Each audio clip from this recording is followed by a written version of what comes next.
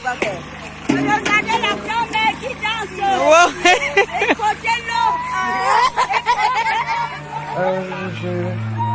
Je me souviens, il y a quelques années, dans mon village, l'eau n'est pas accessible du tout. Et j'ai vu mes parents, les aînés, se mobiliser pour pouvoir offrir au village un point d'eau. Il fallait que les populations puissent avoir une eau potable. Quand vous allez dans une zone rurale, que vous donnez de l'eau à des mamans, à des jeunes frères, et que vous lisez la satisfaction sur le visage, pour ma part, c'est la meilleure récompense. Hey les bâtisseurs, c'est encore moi et cette semaine je vous amène à la rencontre de Jeanne Lomga. Oui, c'est une femme qui excelle dans le domaine des BTP, un domaine réservé uniquement aux hommes. Elle y a bâti son entreprise Établissement Partenaire, une entreprise qui ne cesse de gagner des marchés pendant 2 ans. Comment fait-elle pour réussir? Quel est le secret de sa réussite? Les réponses, c'est tout de suite sur MC Business TV.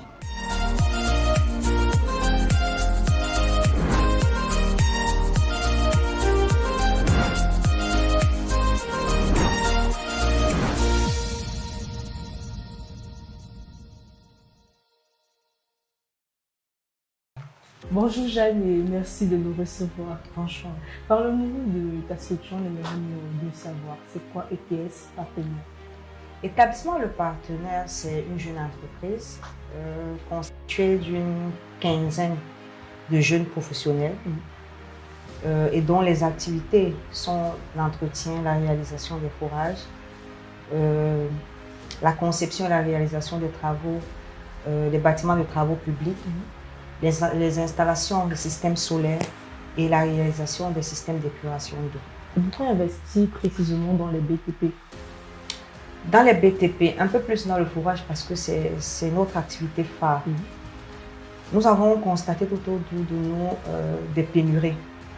Aujourd'hui, on va dire 10 ménages sur 15 ne sont pas ravitaillés en eau.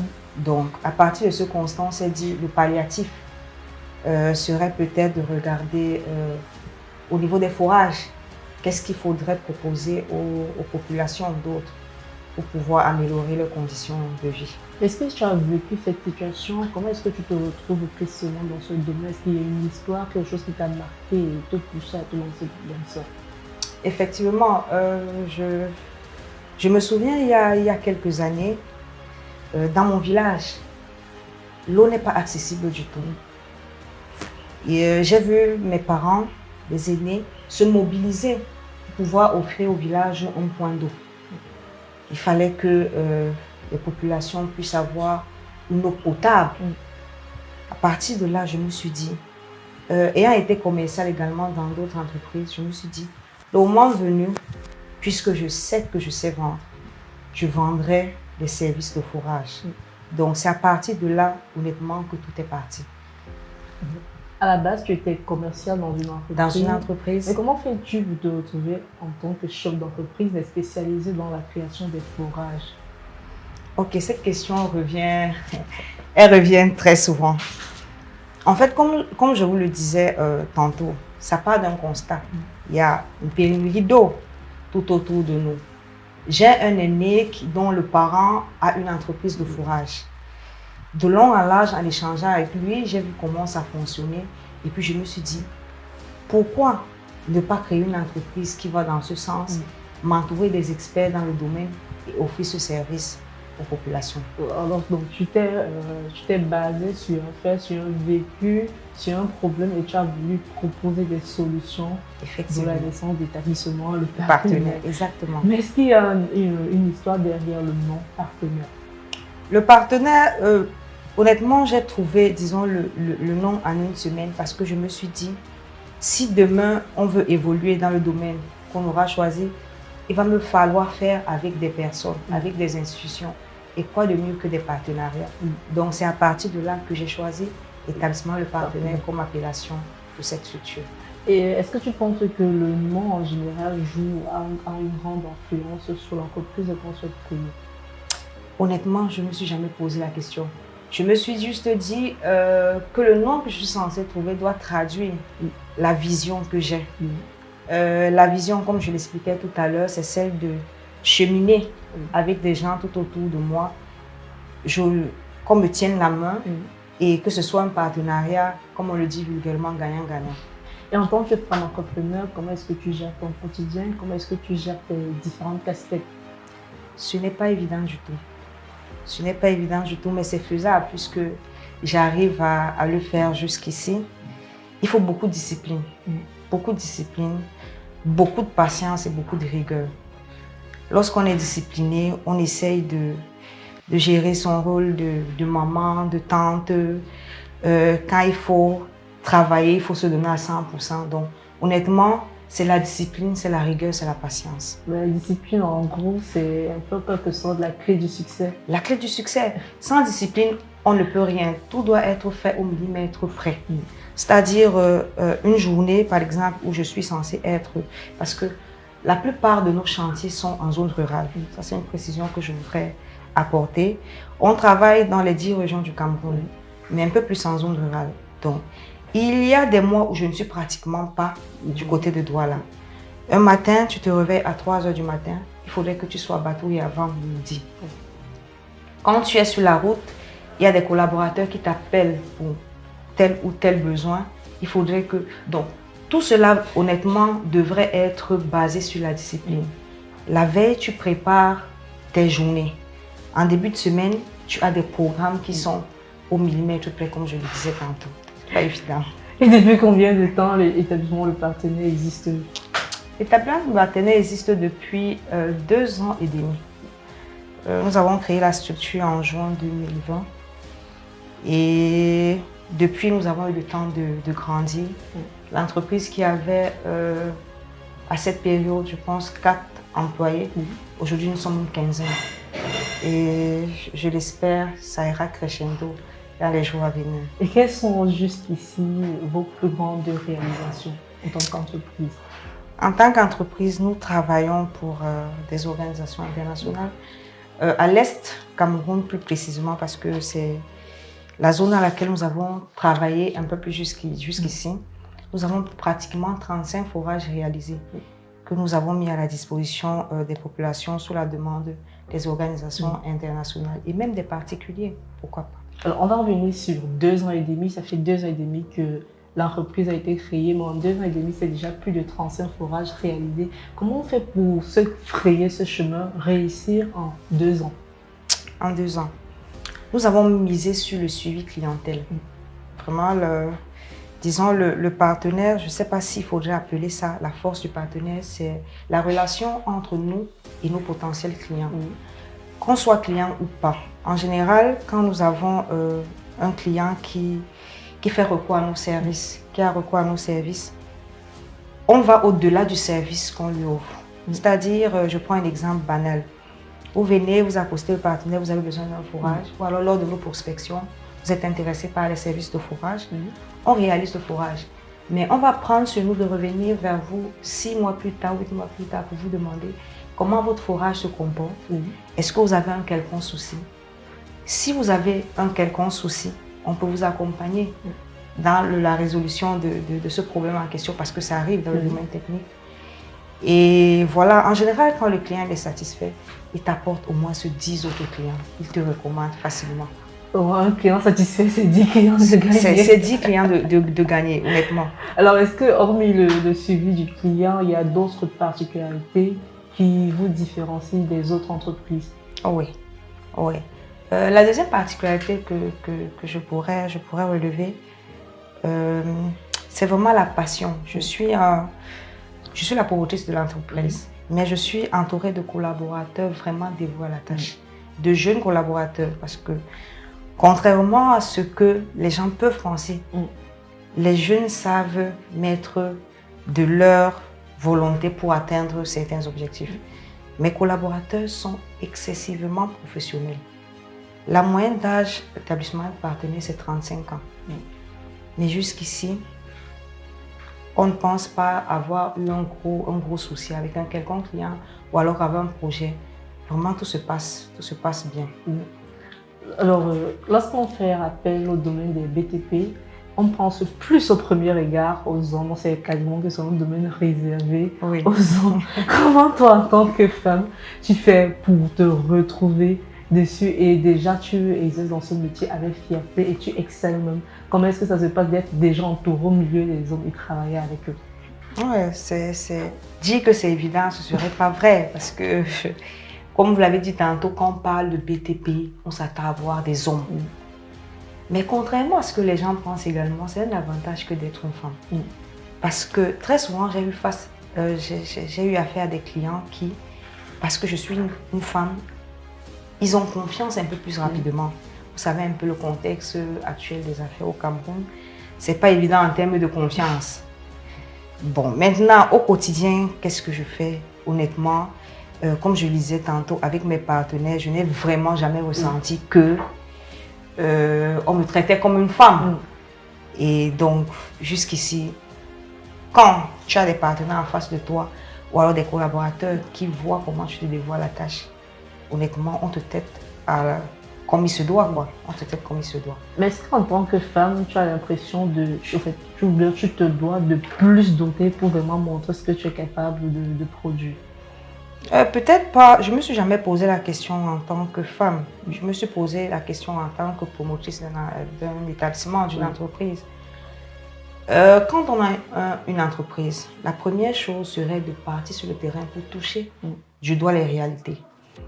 Lorsqu'on touche les réalités du doigt, on a cette facilité à comprendre l'activité dans laquelle on s'est engagé et on a plus de facilité de donner des orientations, de tirer même les oreilles quand il le faut, pour le dire comme ça. Donc, jusqu'ici, honnêtement, je dirais que c'est plutôt un avantage d'être une femme, dans la mesure où, en général, les gens ne s'y attendent pas et puis ça met les différents partenaires dans une sorte de confiance. Bon, du coup, tu peux suggérer à d'autres femmes d'investir dans ce domaine? Oui, d'investir dans ce domaine, mais de suivre surtout leur investissement parce que investir, c'est une chose, mais se dévouer à la tâche est une autre chose. On gagne le respect lorsque, vraiment en toute modestie, on gagne le respect lorsque on a eu à aller sur le terrain avec les collaborateurs, voir les difficultés auxquelles ils font face. Et là, on résout également mieux les difficultés qu'on rencontre sur le terrain. Donc, honnêtement, oui, c'est un secteur d'activité qui est assez ouvert et les femmes peuvent cheminer dans ce secteur d'activité sans plus de difficultés que ça si elles sont disciplinées, elles sont rigoureuses, elles sont patientes parce que rien n'est facile. Rien n'est facile, mais est-ce qu'au préalable, il faudrait d'abord se former avant de se lancer dans les BTP? Des fois, on peut s'entourer d'une équipe. Et avec cette équipe, on travaille justement et on cherche à s'améliorer et à donner le meilleur de soi. Il faut-il au préalable se former? Non, pas nécessairement. Si, je ne veux pas me focaliser sur mon cas, mais c'est le cas que je maîtrise le mieux. Dans tous les domaines d'activité que nous proposons, je n'ai aucune expérience de façon formelle. C'est-à-dire, je n'ai pas fait des études en bâtiment et travaux publics, en forage, en système d'épuration, non. Je suis un manager et comme j'ai l'habitude de dire, je suis premier commercial de l'entreprise, de l'établissement Le Partenaire, parce que c'est ce que je sais faire. Mais à côté de cela, il faudrait s'entourer des collaborateurs extrêmement pointus, qui ont l'expertise nécessaire dans le domaine. Sinon, on ne fait pas long feu, parce qu'aujourd'hui, avec la compétitivité, parce que l'une des grosses difficultés que nous rencontrons sur le terrain, c'est de se maintenir. Il y a un foisonnement d'entreprises dans le domaine du BTP, du forage et tout. Comment se maintenir si on n'a pas autour de nous des personnes qualifiées, des personnes qui savent manager le client? Pour ma part, c'est ça le plus important. Et maintenant, lorsqu'on n'a pas reçu la formation nécessaire de façon formelle, comme je le disais, on lance une entreprise, il faut se former sur le tas. Aujourd'hui, je suis capable d'entretenir un client sur un forage. Et lorsque je rencontre des difficultés, je lui dis, monsieur, permettez-moi de vous revenir. Je vais consulter mon directeur de projet et je vous reviens. En général, ça marche toujours. Alors, on va revenir justement sur la force du partenaire des collaborateurs. Comment on choisit le bon collaborateur?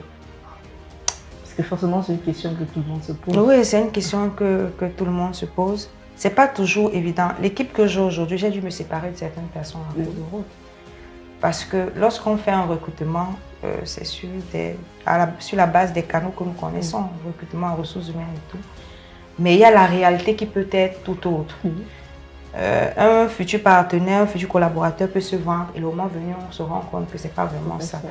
Donc, de prime abord, on ne peut pas savoir. On se base sur les compétences que la personne vous présente lorsqu'elle vient postuler. Mais maintenant, au fil du temps, vous avez la possibilité de constater si la personne, elle épouse la vision de l'entreprise, elle épouse les valeurs de l'entreprise. Si tel est le cas, vous la gardez. Dans le cas contraire, vous en séparez le plus tôt possible. Quelles sont les difficultés auxquelles tu fais face en tant qu'entrepreneur? En tant qu'entrepreneur, je le soulignais tout à l'heure, se maintenir, contrairement à ce que les gens se disent, arriver à un certain stade, ça semble un peu facile, mais se maintenir, c'est encore plus compliqué. Parce que comme je le disais tantôt, il y a beaucoup d'entreprises aujourd'hui qui font dans le même domaine d'activité que nous. Il faut trouver au quotidien une façon de faire qui soit différente et qui soit attrayante pour le client. C'est très important. La deuxième difficulté, ce sont les financements. Un entrepreneur au Cameroun connaît le contexte actuel. On va acheter du matériel, il n'y a pas forcément des financements qui suivent. Donc, vraiment, c'est très délicat. On peut postuler, par exemple, pour un projet. On nous demande des cautions, on demande un certain montant et tout. On se retourne vers les institutions bancaires qui ne sont pas forcément toujours prêtes à nous accompagner à tort ou à raison, je n'en sais rien. Mais ce sont les deux grosses difficultés, c'est-à-dire se maintenir au niveau, oui, se maintenir au niveau, trouver au quotidien des éléments qui puissent être attrayants pour le client et les financements. Ça me rappelle déjà une phrase d'un quelqu'un me disait qu'il est parfois plus facile d'arriver au sommet que de s'y maintenir. Oui, là je partage cet avis. Il est compliqué de se maintenir au sommet, c'est pas évident du tout. C'est pas évident. Et comment Jeanne s'est bâtie pour devenir la femme qu'elle est aujourd'hui? J'ai écouté, je me suis laissée conseiller. J'ai vu ce que les autres ont fait parce que, en général, on ne crée rien. Il y a des gens qui ont fait. Il y a nos prédécesseurs, comme on le dit vulgairement. Il y a nos prédécesseurs, il y a des gens qui ont eu affaire dans les domaines dans lesquels nous faisons aujourd'hui avant nous. Ce serait arrogant de se lancer dans un secteur d'activité sans consulter. Aujourd'hui, avec la technologie, on peut voir ce qui se passe sur Internet, comment les autres ont fait avant nous et tout. Donc, et on en Afrique, on a des familles, on a des parents, des aînés qui peuvent nous épauler. C'est pas facile tous les jours. Il y a des jours où ça a été difficile. Où tu penses même à... Tu te dis, mais pourquoi tous les matins je me bats? Et puis tu as ton papa qui te dit que non, tu n'es pas encore arrivé. Il faut être patient, continue. Donc disons que c'est les expériences antérieures, c'est la vision qu'on s'est donnée de l'entreprise. Parce que le partenaire a une vision sur le long terme. Là, on est à 2 ans et demi. Mais on se projette sur 10 ans, sur 20 ans, pourquoi pas sur 50 ans. Alors on va revenir sur 10 ans, 20 ans, 50 ans. Comment vous voyez justement dans ces années-là?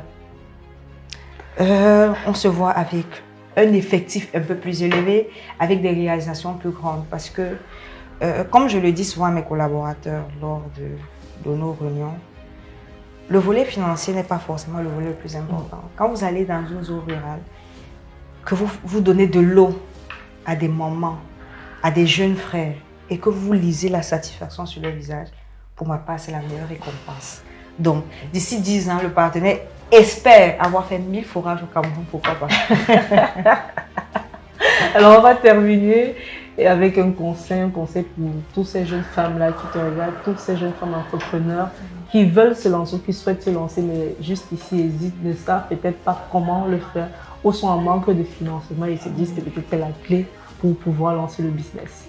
Ouais, je vais commencer par leur dire tout simplement que ce n'est pas évident. Mais il ne faut pas mystifier l'entrepreneuriat. Parce que lorsqu'on est rigoureux, lorsqu'on est discipliné dans tous les domaines d'activité, on arrive à faire quelque chose. La femme aujourd'hui se doit d'être indépendante, autonome, parce que ceci met déjà de son épanouissement personnel au-delà du volet financier. Quand on sort tous les jours, on se rend utile.